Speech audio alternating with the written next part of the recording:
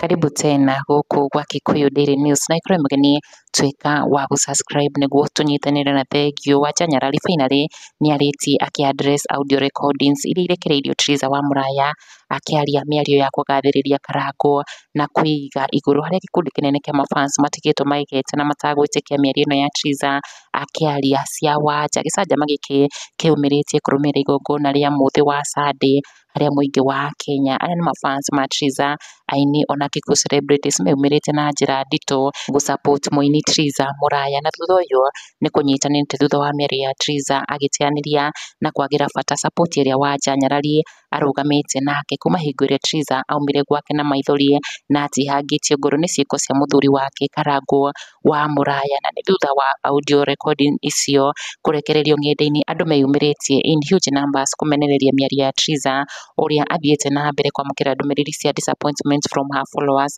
arĩa nao mahetwo mũkana mũrũrũ nĩ Triza akĩmoria kana akĩũria andũ to unfollow her akĩgeria kũ-defend mũthuri wake Karangũ wa Mũraya ta ithe wa twana twao. Na Triza oho nĩaugĩte ke ready gũcoka Gatũndũ akarĩme ota andũ arĩa angĩ, akĩongerera na kuga andũ arĩa meciragia no megũkũmena Karangũ mũthuri wake mariganĩrwo amu mũthuri wake nĩ mũtongu na arĩ na mbeca nyingĩ. Mĩario ĩno yake rĩu ĩmũtigĩte hatĩka-inĩ nene Triza rĩu agĩtigwo na nguraro ndungu ndungu. Ya mbere arĩ kambuni iria akoretwo akĩrutithania nacio wĩra wa brand ambassador ikĩambia kwĩyeherania nake, macambĩki onao makĩanjia ku unfollow page ciake, na Wanja Nyarari onake nĩarĩtie na kumbũra she has walked away akĩmaka mũno kuona ndararĩ oĩ maũndũ marĩa abangĩirwo, agĩtigwo akenete nĩ mũndũ ũcio ũrĩa Ngai arahũthĩrire kũrekondi na kũrekereria mĩario ya Triza ya hitho-inĩ.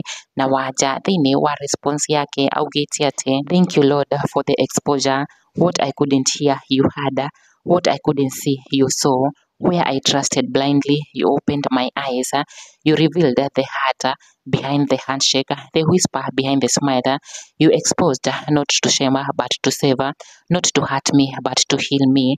I walk away wiser, stronger and still covered by your love. They thought I wouldn't find out, but you are the God of orphans who reveals, and now that I know, I step back with grace and walk forward with wisdom.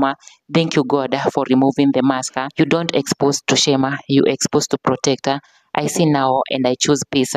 Thank you to that soul that recorded. Andũ nao makĩyumĩria in large numbers kũmĩrĩria Wanja and showing her loves oho na kũmũririkania atĩ she has perfectly done her part as guided by the God.